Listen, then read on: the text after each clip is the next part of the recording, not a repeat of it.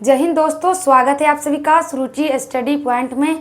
जैसा कि हमने पूरा दिल्ली सल्तनत को ख़त्म कर दिया, हमने दिल्ली सल्तनत में जो 5 वंश था उनको हमने पढ़ लिया। हम गुलाम वंश के बारे में जाने, उसके बाद खिलजी वंश, तुगलक वंश, सैयद वंश और लोदी वंश।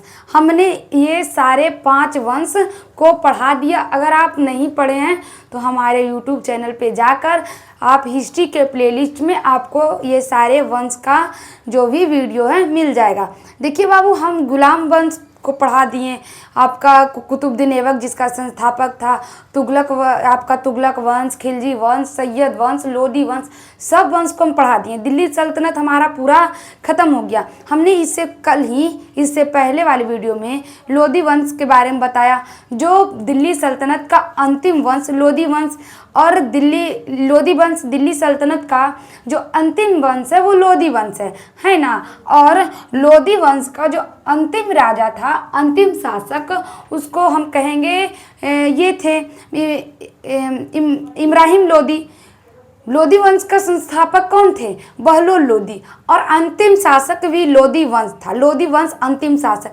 जिस तरह से गुलाम वंश से हमारा दिल्ली सल्तनत स्टार्ट हुआ, शुरुआत गुलाम वंश से होता है और अंत आपका लोदी वंश में होता है। लोदी वंश के जो संस्थापक होते हैं वो बहलोल लोदी होते हैं। कौन होते हैं? बहलोल लोदी।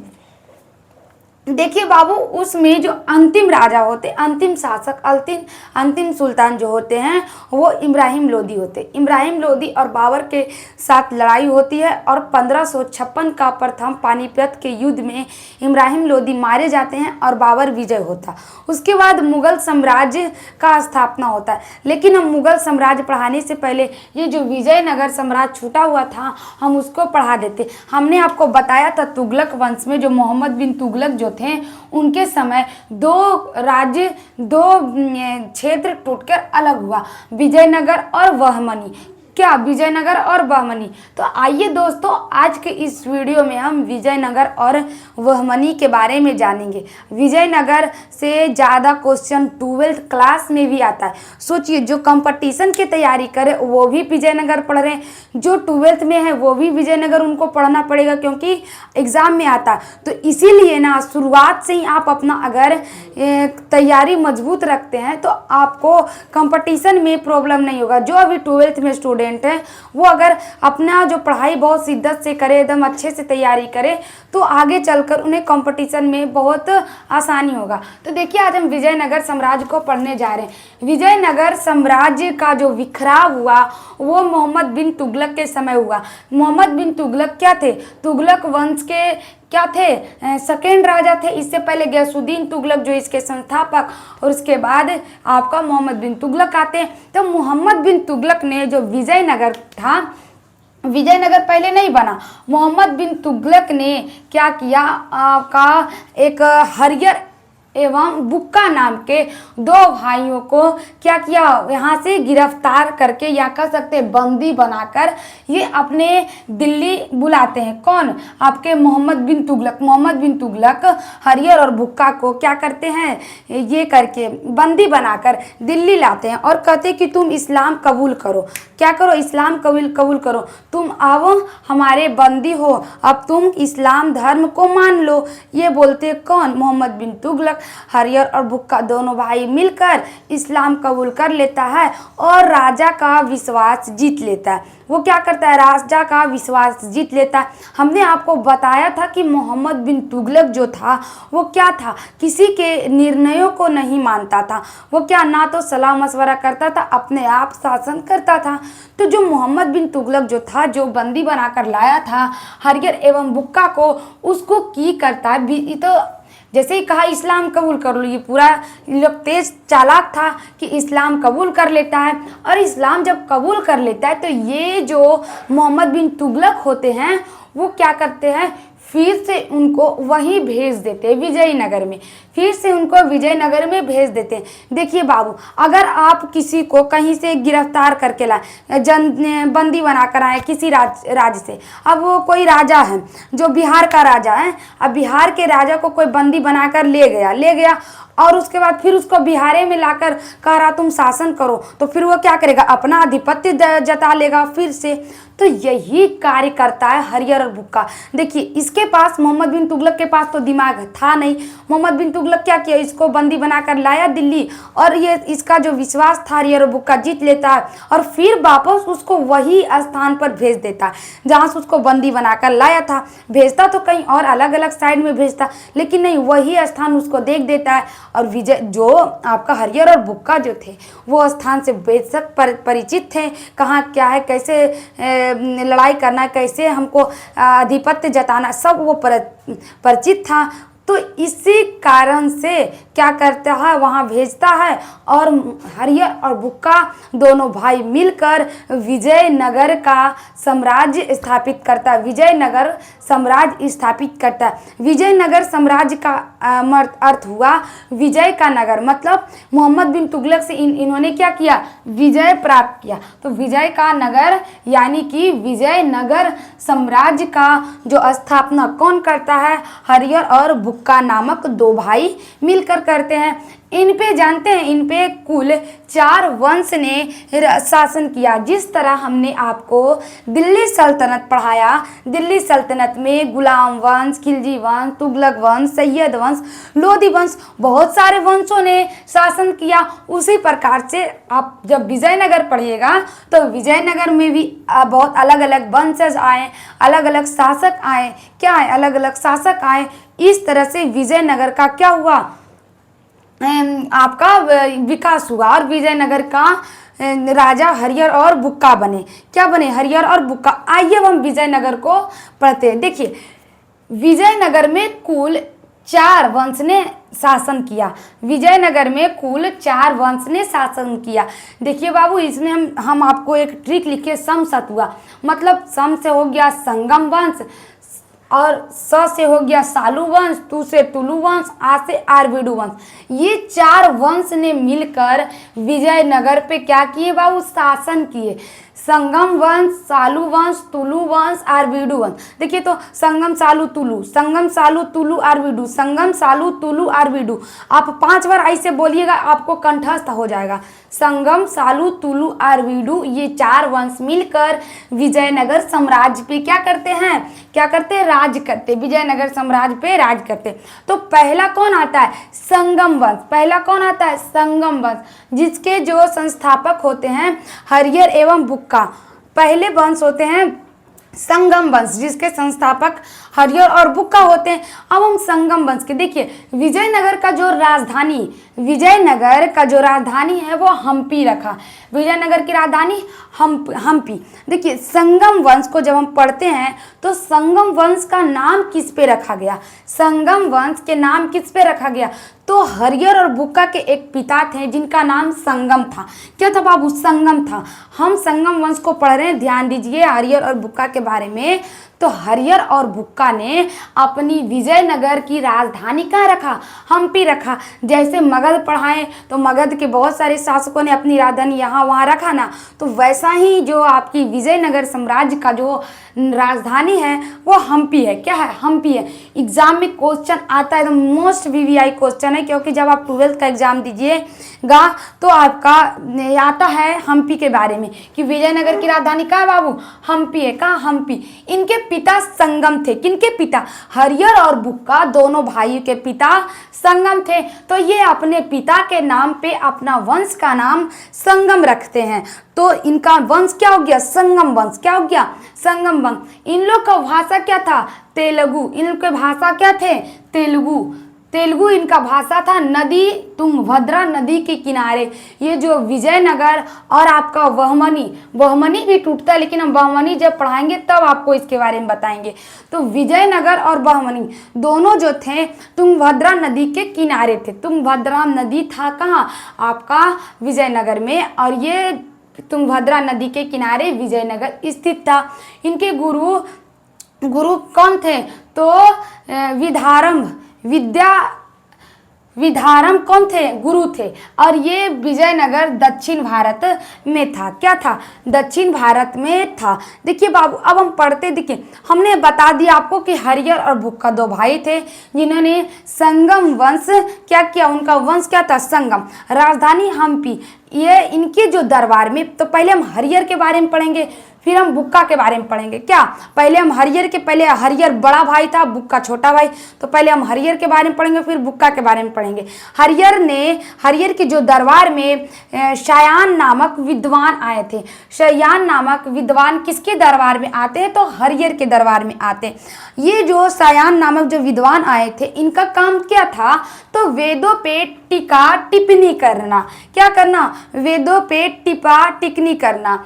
वेदों पे टीका टिप्पणी मतलब आप जानते ही होंगे, जानते किसी किसी का आदत होता है कमेंट करने का, होता है ना। तो वैसा ही जो आपके हरियर के जो शायान नामक विद्वान थे, उन्होंने वेदों में कमेंट किया कि वेद में ये छूटा हुआ, ये छूटा हुआ। उन्होंने वेदों पे टीका टिप्पणी किया। किसने? शायान ने। क्लियर? हरियर और बुक्का भाई ने कुछ ज़्यादा काम नहीं किया, लेकिन फिर भी हम पढ़ते क्योंकि इन्होंने संस्थापक थे, विजयनगर के संस्थापक इन्हें कहा जाता है। उसके बाद बुक्का ने रायचूर पे, बुक्का के समय से ही रायचूर पे क्या होने लगा? युद्ध चलने लगा। रायचूर द्वाब था। जैसे भारत है ना, क्या है? भारत में रायचूर, भारत में जैसे विजयनगर हो गया, वहमनी हो गया, और बीच का जो एरिया था उसको क्या कहा जाता था? उसको कहा जाता था रायचूर द्वाब। क्या कहा जाता था? रायचूर द्वाब। तो जानते बाबू, ये बहुत ही उपजाऊ क्षेत्र था। क्या था? बहुत ही उपजाऊ क्षेत्र था। तो ये रायचूर द्वाब पे बहुत ज़्यादा क्या होता है? युद्ध होता है। क्या होता है? विजयनगर सोचता था कि ये रायचूर द्वाब मेरा हो जाए, बहमनी सोचते थे कि ये रायचूर द्वाब मेरा हो जाए। तो इस तरह से दोनों में युद्ध चला। क्या चला? युद्ध चला। तो वहमनी लोग चाहते थे, क्या चाहते थे? कि ये हमारा हो जाए। तो बुक्का के समय रायचूर पे युद्ध चला। क्या चला? रायचूर पर युद्ध चला, और मोहम्मद प्रथम ने बुक्का को हरा दिया। क्या किए? मोहम्मद प्रथम ने बुक्का को हरा दिए। क्या किए? हरा दिए। उसके बाद देखिए देवराय प्रथम आते हैं। पहला हरियर हो गया, दूसरा बुक्का हो गया, अब तीसरा हो गया देवराय प्रथम। तीसरा जो राजा आते हैं वो देवराय प्रथम आते हैं। कौन आते हैं?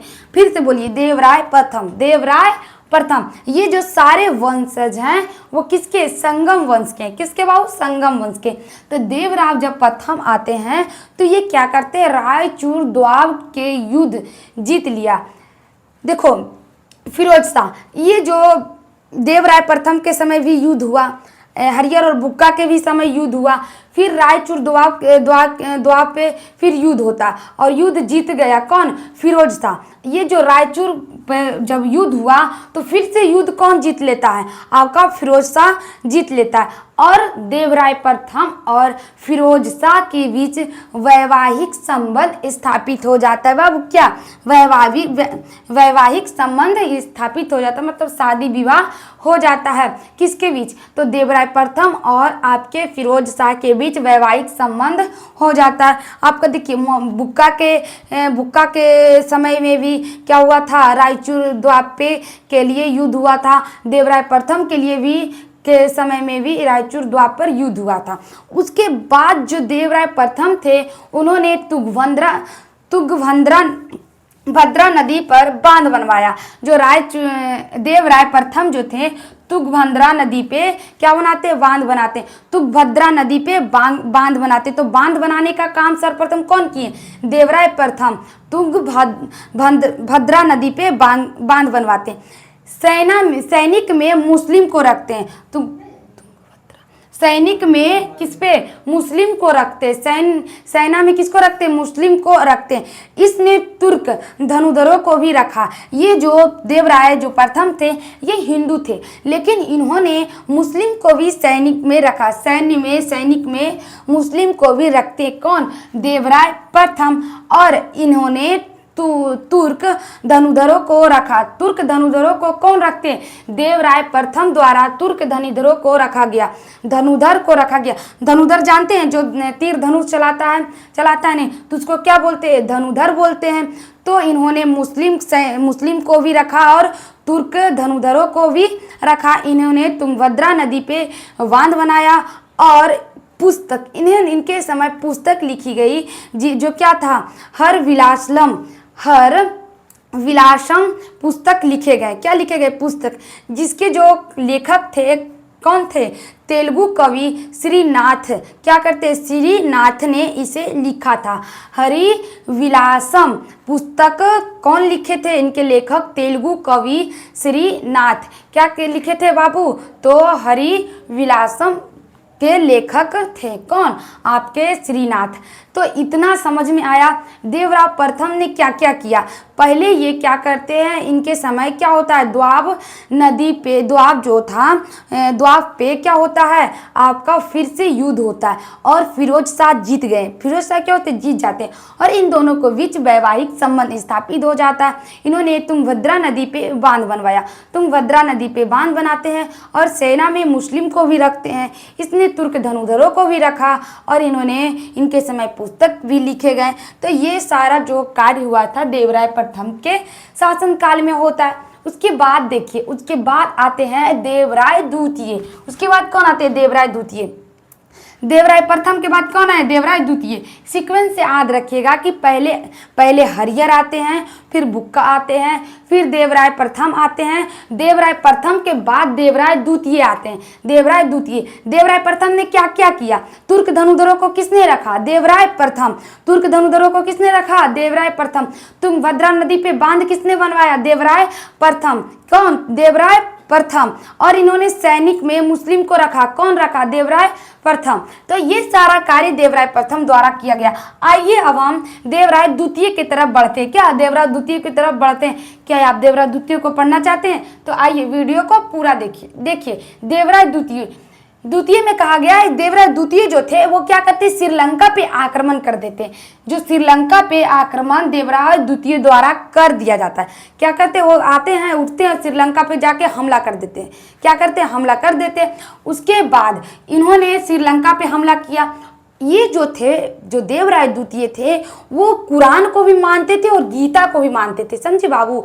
देवराय द्वितीय जो थे कुरान को भी मानते थे और गीता को। जब वो बैठते थे अपने सिंहासन पे, जहाँ देवराय द्वितीय का सिंहासन होता था, वहाँ बैठते थे तो एक तरफ कुरान को रखते थे और एक तरफ गीता को रखते थे। यानी कि उनको ना तो मुस्लिम से ज़्यादा एलर्जी था, ना तो हिंदू से। वो दोनों को क्या करते थे? मानते थे। इसीलिए एक तरफ कुरान और एक तरफ गीता। तो क्वेश्चन आएगा, कौन से ऐसे शासक थे जो क्या करते थे? एक तरफ कुरान और एक तरफ गीता रखते थे। तो देवराय द्वितीय क्या थे? देवराय द्वितीय। देखिए, इनको हाथी मारने का शौक होता है। इनको क्या मारे का शौक होता? हाथी। कोई कोई के चींटी मारे के, कोई कोई के मक्खी मारे के, कोई कोई के बेंग मारे के, और इसको हाथी मारे के सपना था। सोचिए तो, शौक था हाथी। बड़ा बड़ा जानवर को कोई मारता तो कितना माया लगता है नहीं। एगो खरगोश आपसे मर जाए, ये एगो चूहा आपसे मर जाए, कितना माया लगता। इसको हाथी मारे के शौक था। क्या? हाथी। तो इसे हाथी मारने का शौक था, इसीलिए इसे गजवेटिका कहा गया। क्या कहा गया? गजवेटिका। तो गजवेटिका किसे कहा गया? देवराय द्वितीय को। गजवेटिका किसे कहा गया? देवराय द्वितीय को। हाथी मारने के शौक किसे था? देवराय द्वितीय को। और गजवेटिका देवराय द्वितीय को कहा गया। इसके समय इराक फ्रांस का एक व्यक्ति थे। इराक फ्रांस का एक व्यक्ति आते हैं जिसने एक पुस्तक लिखा, मतला ए शाहना। एक पुस्तक लिखते हैं, मताले ए शाहना। मताले ए शाहना कौन लिखते हैं? पुस्तक लिखते हैं। कौन? आपके ईरान इराक के तरफ से फारस का एक व्यक्ति आते हैं। क्या आते हैं? फारस का एक व्यक्ति देवराय द्वितीय के शासनकाल में आता है और उन्हें एक पुस्तक लिखता है, एक बुक लिखता है, जिसका नाम मतलाए ए शाहना था। इसमें वो लिखता है, क्या लिखता है कि देवराय द्वितीय के समय क्या क्या हो रहा था, देवराय द्वितीय के समय कैसा व्यवस्था था, वहाँ पे कैसी आपका व्यापार की व्यवस्था थी। तो ये सारा बात कौन लिखता है? देवराय द्वितीय। आप देवराय द्वितीय के समय जो आए थे वो अपने पुस्तक में लिखते हैं। क्या लिखते हैं? अपने पुस्तक में लिखते। तो क्या लिखते हैं आइए देखते हैं। इन्होंने लिखा है 300 से अधिक बंदरगाह थे। देवराय द्वितीय के समय क्या थे? 300 से अधिक बंदरगाह। बंदरगाह आप जानते हैं ना, जहाँ पे बड़े बड़े पानी के जहाज ठहरते हैं, उन्हें हम क्या कहते हैं बाबू? उन्हें हम बंदरगाह कहते हैं। वहीं से क्या होता है? पानी से व्यापार होता है और जो व्यापारी होते हैं वो क्या करते हैं? एक देश से दूसरे देश क्या करते हैं? आयात करते हैं। आपका क्या करते हैं? सामान का बिक्री करते हैं, जाते हैं, बेचते हैं। तो यहाँ देखें कि यहाँ 300 से अधिक बंदरगाह है। तो अरे भाई, अगर ज़्यादा बंदरगाह है, 300 से अधिक बंदरगाह, तो जरूर वहाँ व्यापार होता होगा ना। क्या बिना बंदरगाह ज़्यादा क्यों बनाया जाएगा? व्यापार के लिए। क्योंकि जिस समय ना तो आप हेलीकॉप्टर था कि हेलीकॉप्टर से व्यापार हो सके, और उस समय क्या अभी भी ज़्यादा से ज़्यादा जो व्यापार होता है पानी वाले जहाज से होता है। क्योंकि ज़्यादा जो लोड होता है, वजन जो होता है, वजन को ले जाने वाला कौन होते हैं? आपका बड़े बड़े जहाज होते हैं। बड़े बड़े जो जहाज होते हैं वो एक देश से दूसरे देश सामान को क्या करते हैं? ले जाते हैं और ले आते हैं। तो वही बंदरगाह मिला आपको। किसको? ये जो फारस के व्यक्ति आए थे उनको। तो ये अपने बुक में लिखते हैं कि जानते हैं जो देवराय द्वितीय जो थे, विजयनगर के जो सम्राट देवराय द्वितीय, उनके समय 300 बंदरगाह थे। 300 से अधिक बंदरगाह थे। 300 ने उससे भी ज्यादा बंदरगाह थे। उनके समय व्यापार अच्छा था। क्या था? व्यापार अच्छा था। ये और भी लिखते कि इनके समय शतरंज का खेल बहुत ज्यादा प्रसिद्ध था। क्या था बाबू? शतरंज का खेल बहुत ज्यादा प्रसिद्ध था। वहाँ के लोग ज्यादा शतरंज खेलना पसंद करते थे। यहाँ दास का बाजार लगता था। दास का क्या लगता था? बाजार लगता था। और जिस तरह से हम वस्तुओं को खरीदते हैं, जिस तरह से हम भेड़ बकरियों को खरीदते हैं, उसी तरह से वहाँ दासों को खरीदा जाता था। क्या किया जाता था बाबू? दासों को खरीदा जाता था। तो देवराय द्वितीय में दास की खरीद बिक्री होती थी। क्या होती थी? दास की खरीद बिक्री होती थी, जो कि बहुत ही खराब क्या है? व्यवस्था है। क्योंकि दास का खरीद बिक्री करना, वहीं भेड़ बकरी बिक रहा और वहीं आदमी बिक रहा दास के रूप में, और उसको खरीद कर क्या किया जा रहा है? उनसे वर्क लिया जाता था। जो भी नौकर बनाकर काम करते थे, ओवरलोड काम कराते थे, और दास लाए हैं तो वो काम कराएंगे ही। तो दास व्यवस्था दिखा कि वहाँ दास अधिक थे। तो यहाँ आप संगम वंश में आपको ज्यादा अच्छा शासक देखने को मिलेगा। तो संगम वंश में देवराय द्वितीय, देवराय प्रथम और देवराय प्रथम और देवराय द्वितीय, और संगम वंश में थोड़ा सा हरिहर और भूखा। इसके बाद जो दो शासक आते हैं वो ज्यादा मतलब योग्य नहीं रहते हैं। क्या होते हैं? ज्यादा योग्य नहीं रहते। जो दो शासक आते हैं वो ज्यादा, अर्जुन और एक आते हैं सालू नरसिंह। मल्लिका अर्जुन जो थे बहुत प्रौढ़ शासक थे, मतलब बूढ़ा शासक थे। तो मल्लिका अर्जुन भी ज्यादा दिन तक नहीं टिक पाते। उसके बाद आते हैं कौन आते हैं? उसके बाद आते हैं आपका बाबू, उसके बाद सालू नरसिंह आते हैं। उसके बाद कौन आते हैं? सालू नरसिंह। ये भी ज्यादा दिन टिक नहीं पाते हैं। और सालू नरसिंह के बाद आपका कौन? तो उसके बाद सालू वंश का स्थापना होता है। कौन होता है? सालू वंश का स्थापना होता है। तो आज इतना ही, मिलेंगे नेक्स्ट वीडियो में। जय हिंद।